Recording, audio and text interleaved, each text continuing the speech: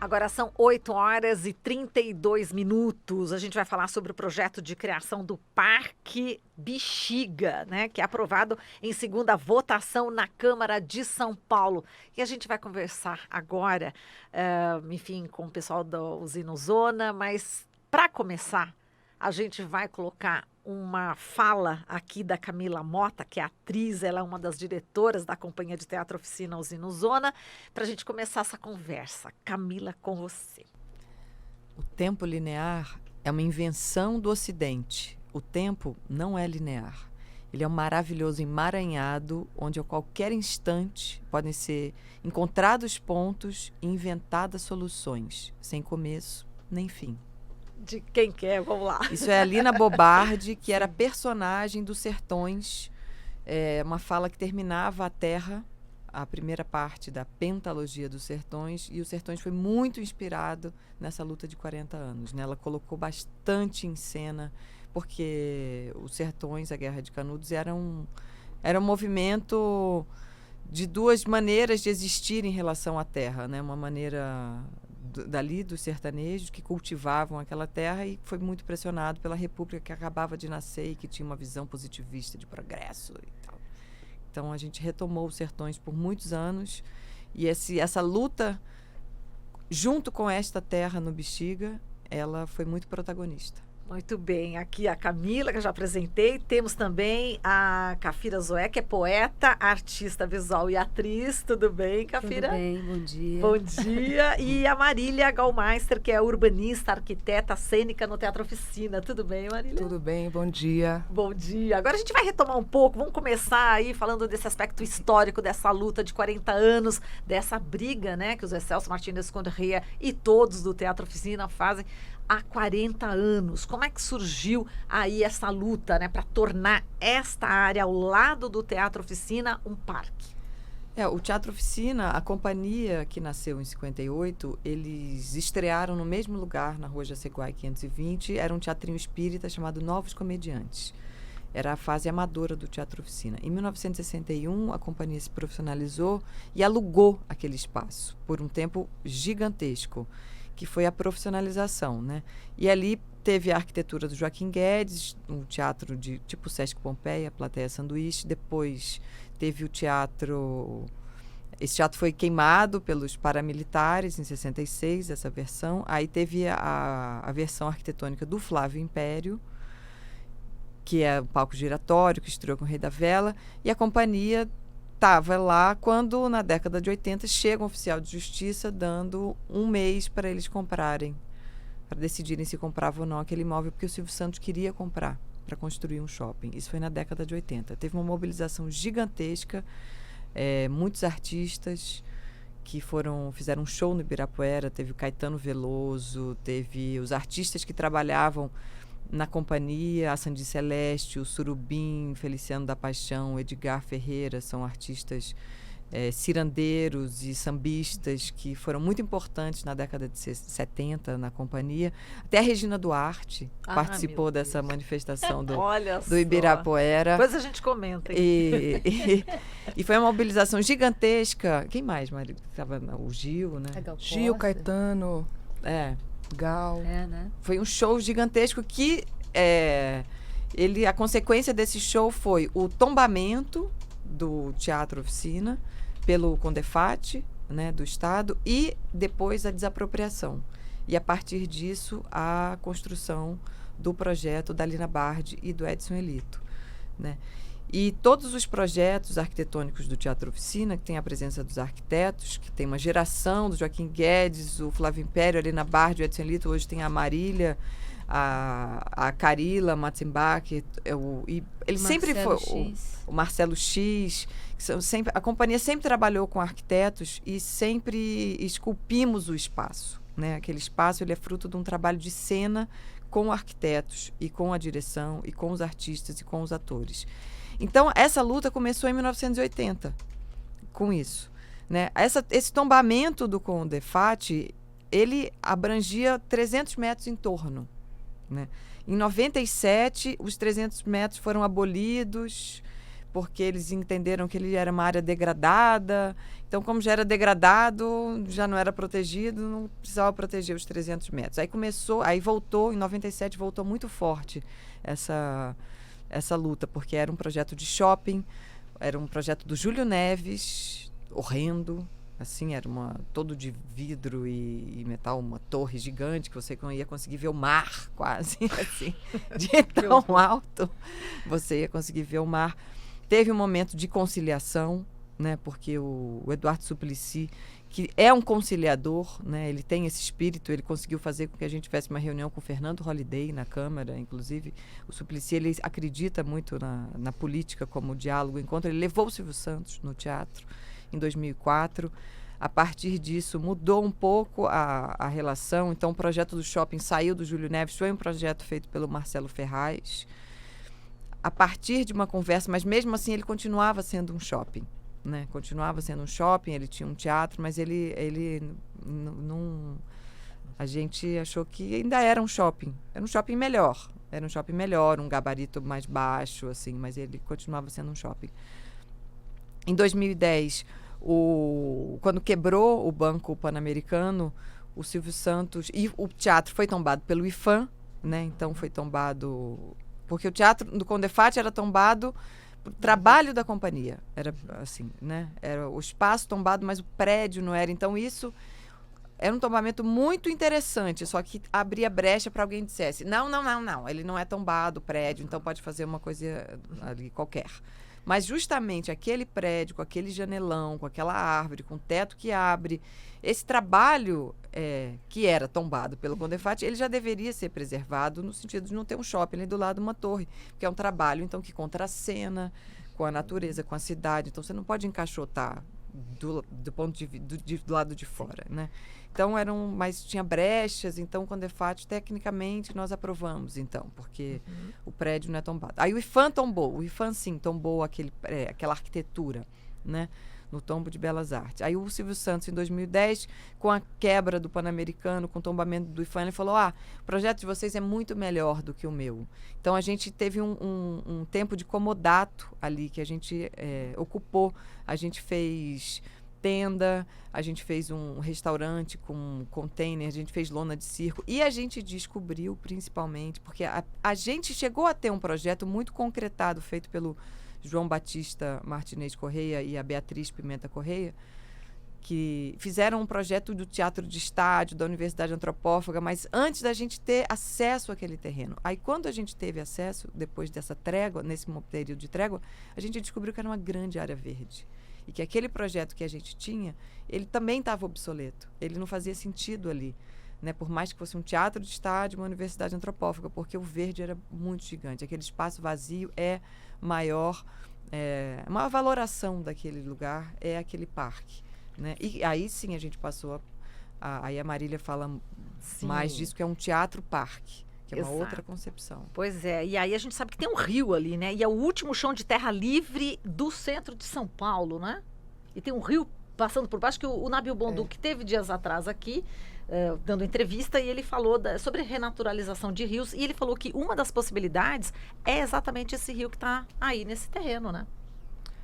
Então, justamente, e pegando o gancho da Camila, a gente queria falar sobre isso também. Esse terreno, esses tombamentos todos, né, sobretudo do Condefat, ele criou essa envoltória, que são envoltórias não só do bem tombado Teatro Oficina, mas de outros 5 bens tombados no bairro do Bexiga, que é a casa de Dona Yayá, que é o TBC, Teatro Oficina, Castelinho da Brigadeiro e... Escolinha, exatamente, Primeiras Letras. Então isso tem uma coincidência que dentro desse terreno tem uma sobreposição de áreas envoltórias, de bens tombados. Então, durante muito tempo, foram os órgãos de tombamento que seguraram a construção do empreendimento do Grupo Silvio Santos.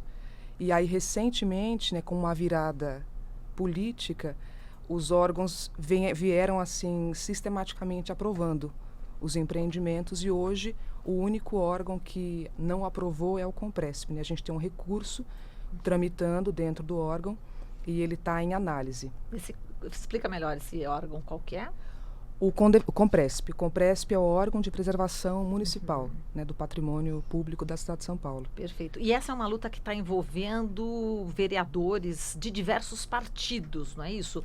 Porque não é apenas, né, ela citou o Suplicy, vereadores progressistas, obviamente, estão nessa luta desde sempre, mas parece que está englobando outros nomes e agora precisa ver se o prefeito Bruno Covas vai vetar ou vai sancionar, né? Exato. Só vou pegar a sua pergunta de antes. Vamos lá. Sobre o Rio do Bexiga. E aí, a gente entende esse espaço, né, como um patrimônio público.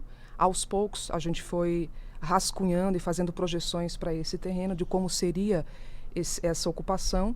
E aí depois, que em 2010, quando a gente teve contato, quer dizer, começou a experimentar o que seria estar nesse espaço, porque até então a gente tinha uma relação um pouco mais abstrata com ele, por isso que se projetava ali era uma relação mais abstrata mesmo de desenho.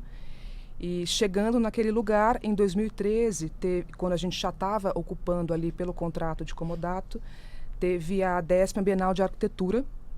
E aí, como a gente podia ocupar o terreno, a gente criou ali um laboratório no próprio terreno do Grupo Silvio Santos, um laboratório de arquitetura envolvendo arquitetos da Companhia Teatro Oficina de São Paulo e de outros países, para pensar um projeto para aquele lugar. Aí esse projeto, pela primeira vez, a gente não considerou só aquele lote para ser pensado, né? Então ele foi ocupando e englobando outros vazios no bairro do Bexiga. Então, assim, é uma bola jogada lá atrás pela Lina Bobardi, porque quando ela pensou o Teatro Oficina, ela não pensou só o lote, ela já tinha uma perspectiva urbana para pensar aquele lugar, sabia que era um bairro tombado, que tem um valor material e imaterial riquíssimo, então não fazia sentido você ficar ali, ter um pensamento o convencional em relação à arquitetura engessada e pensar só dentro daquela quadra. E aí a gente pegou essa bola da Lina Bobardi e do Edson Elito, pensou bastante sobre essa ocupação durante a Bienal de Arquitetura. E aí, recentemente, o ano passado, a gente começou um grupo de arquitetos da companhia e da escola da cidade para pensar de novo o que seria esse terreno da perspectiva do vazio, né, da integridade do vazio que foi descoberto quando a gente chegou. E aí, eis que chega a nossa descoberta. A gente sabia, sempre soube, né, de uns tempos para cá, que tem um rio passando lá embaixo, que é um trecho do Rio Bexiga. Então, quer dizer, tem uma confluência geográfica interessantíssima, porque justamente nesse último vazio, né, chão de terra livre no centro de São Paulo, cruza um rio. E cruza um rio que faz parte da bacia hidrográfica do Bexiga, que é riquíssima, né? O Bexiga ele tem 7 nascentes, 3 rios, não só o Bexiga, mas o Saracura, o Itororó e o Bexiga, exatamente. E nesse trecho a gente descobriu recentemente que o rio Bexiga ele está enterrado só a 4 metros da superfície, né? Está canalizado numa galeria, está muito perto. E a partir dessa descoberta a gente guiou o partido novo do projeto, que é a renaturalização do rio. Quer dizer, o rio ele vira hoje protagonista desse projeto, acaba virando protagonista dessa luta, e que faz com que a gente dê, inclusive, uma virada assim, da perspectiva de um modelo de cidade, que não é só pensar aquele espaço para pessoas, mas para tudo que é vivo e tudo que pode contribuir para um processo, um modelo outro de urbanização, que é a natureza, que é esse patrimônio enterrado, que são as águas, né, que estão submersas na cidade de São Paulo, e que esse modelo de ocupação que a gente vem fazendo sempre ignorou esse patrimônio ambiental enterrado e que, lamentavelmente, deu um curso desastroso para a cidade de São Paulo. Imagina os prejuízos, né, na construção aí de um empreendimento imobiliário, né? O que não afetaria, né?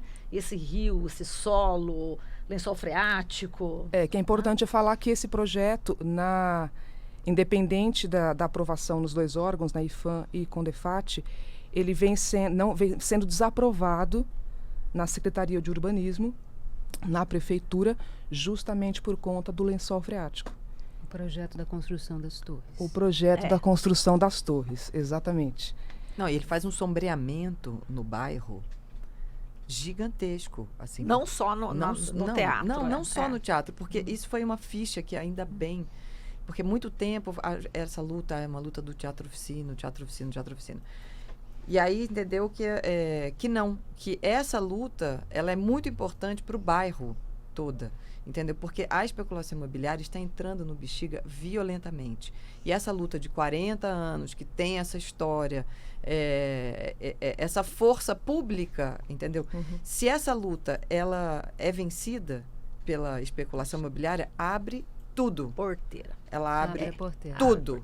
Entendeu? Então, assim, e o Bexiga é um bairro muito rico de cultura, porque pela própria estrutura de povoação de Quilombo, que foi ali. Então, você tem ali o Saracura, a Vai-Vai, você tem uma comunidade negra fortíssima, com a cultura muito preservada. Depois chegaram os italianos, então você tem toda a espraiada do lado italiano de Campinas. Depois você tem os nordestinos da construção civil. Então, é um bairro que tem muita cultura. E os indígenas, Os né? indígenas, antes de tudo, né? Você tem os indígenas ali. Então, é um bairro que ainda é possível você ter uma cultura preservada. Não prédio, academia, não sei o que.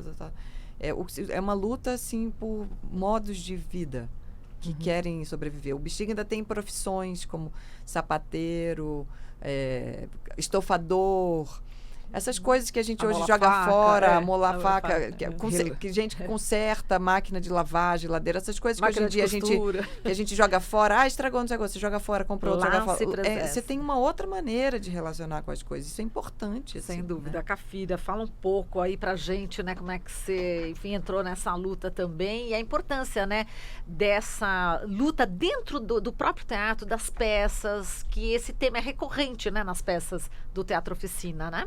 É um tema recorrente porque o Teatro Oficina ele tem uma linguagem de teatro que teatro e vida são permeáveis, né?